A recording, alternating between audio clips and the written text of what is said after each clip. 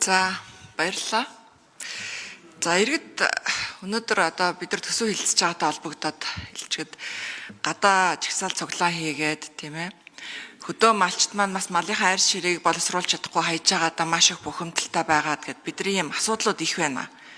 Гэтэл өнөөдрийн төсөв хилцэж байгаа яг энэ үед болвол энэ иргэдийн хүсэж байгаа зүйл өнөөдрийн бид нар хилцэж байгаа төсөв хоёр газар тэнгэр шиг л ялгаатай байх юм аа. Өнөөдөр Монгол хүмүүс дунджаар 3.5 сая төгрөгийн цалинтай болчихъя л гэдэг шүү дээ. Хэрвээ ийм цалинтай болчвол бүгдээрээ сайхан гараад ажил хөдөлмөр хийгээл өндөр цалин аваад халамж авахгүй харин ч халамжийн зардал чинь буурна шүү дээ.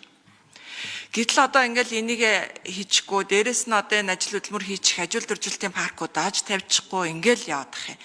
Нөгөө л нэг ирээлжилсэн олон жижиг зам байшин төслүүд л орж ирээл нээлж дараагаараа хамгийн хортой нь энд дотор нэг одоо зүйл байгаа нь энэ бид нар гишүүд өөрсдөө бас анхаарах хэрэгтэй байна. Эхлээд төсөв төртөг дээр тавьсан төсөв төртөг маань жилээс жилд шилжих хөрөнгө оруулалтанд орж ирэхдээ өсөж орж ирээд байна. Сүүлийн 23 оноос хойш ерөөсө 3 жилийн дотор 1.9 их найдаар өсчихлөө шүү. Энэ төсөв төртөг маань ингэж өсдөг байж олмооргүй байна. 1.9 их найд төгрөг гэдэг бол бид нар бүх эмч багш нарын цалин нэмээд ахмадуудынхаа тэтгэврийг нэмээд ажил дөржилтийн паркийг эмээлт ажил дөржилтийн паркаа ч юм уу эхлүүлээд хэрэг тэр ажил дөржилтийн паркийг эхлүүлчих юм бол жилдээ 7 сая одоо малын арьс ширээ бид нар боловсруулчин экспортод гаргачин Монгол улсын төсөв дахиад нэмэгдэн орлого өснө. Энэ боломжоо одоо бид нар өөрсдөө бараг байхгүй болгочиход ах юм аа. Тэгэхээр бид нар энэ жилээс жилд орж ирж байгаа энэ шилжих хөрөнгө оруулалтын дээр орж ирж байгаа энэ төсөвт өртөг нэмэгддэг байдлыг ер нь ингэ зогсоох боломж байх уу? Хуулийн ямар боломж байдгийг. Хэрвээ нэмэгдэхээр бол инфляцийн түвшингээр л нэмэгддэг бай. Түүнээс ч 3-4 дахин төсөвт өртөг нэмэгддэг ийм байдал чинь өөрөө бид нар энэ Монгол улсын татвараар орж ирж байгаа бүх орлогоо ийм дэмий зүйлд ийм өрлгөн зүйлд зарцуулах юм шалтгаан болоод байна. Тэгэхээр энэ тал дээр та бүгдийн саналыг сонсъё.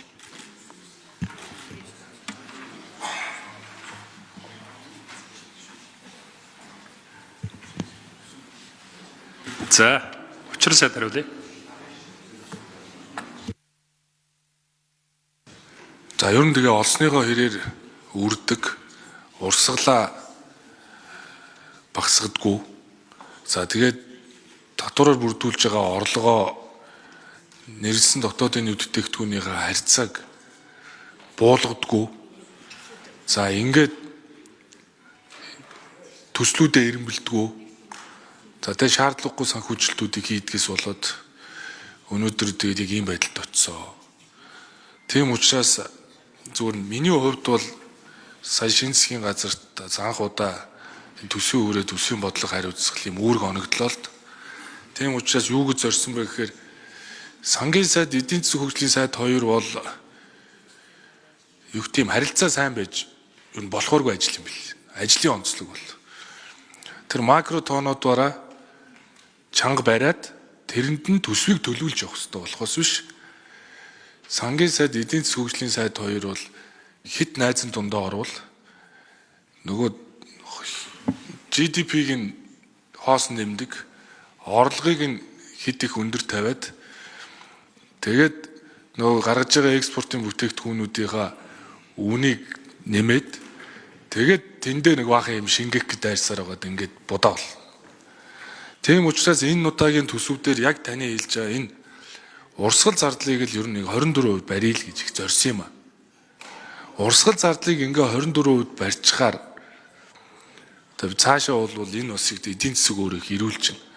Жишээ нь өмнө жил бол бараг 26.6% байсан шүү дээ урсгал. Одоо бол ингээ 24 байхгүй. 28 онд 22 орох хэрэгтэй. Гэтэл ингээд багш эмчийн цалингаа нэмэх гэхээр яг үнэндээ 24 чинь 25% болоход л нэг их найдын орон зай гарахад яамлууд дээр байгаа төрийн үйл ажиллагаанд таналт хийхэд нэг 841 тэрбумыг гаргаж болох бололцоо бол байна л гэж ингэж үзээд байхгүй. Тэгэхээр нөгөө эдийн засгийнхаа яаж цаашаа эрүүл болох вэ гэдгийг харъя гэж зориул урсгалаа бариад орлого зарлагаа бууруулаад тэгэл тэр нэрлсэн дотоодын бүтээгдэхүүн тэнцвэржүүлсэн орлогоо явуул. Тэгээд суур тэнцлийг нэг 2% эерэг байлгана гэж тооцоол тэгэл үдсэн. Тэгээ мэдээж одоо ингээд багш эмчийн цалин үнэхээр бага байна. Тийм учраас одоо шийдгээс өөр гарга зам үүдийг шаардж байгаа учраас засгийн газрын зүгээс бол явагдгийг төлөвлөж исэн ажлуудаа зогсооё. Тэгээ урсгалаасаа таны. За тэгээд яг гоо жилийн төлөвлөгөөний 24-ийг 25 болгох. Ер нь бүгдээрээ ер нь төсөвдөр цаашдаа бол ер нь эдийн засгааны богино хугацаанд эрүүлжүүлэе гэл нэг хэдэн макротойгоо хатуу бариад явах нь зөв юм байна л гэж одоо дүгнээд байгаа маа.